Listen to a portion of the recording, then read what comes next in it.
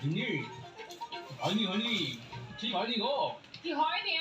জমেনি ঠিক, জায়গা বলে যাচ্ছে তাই। গিন্নি, তোমার হাতের সে জৌলুস আর নেই, বুঝলে? কেমন যেন মরচে ধরে গেছে গো।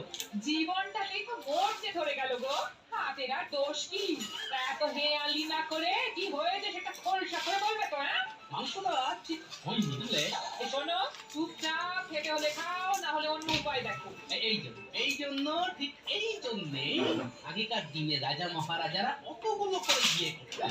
কেননা তারা জানতেন যে বউ বুড়ি হয়ে গেলে আর ভালো করে রান্না বান্না করতে পারবে না।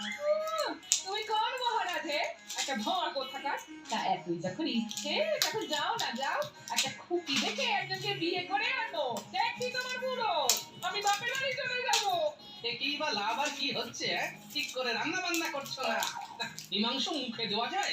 আর এদিকে বাড়িতে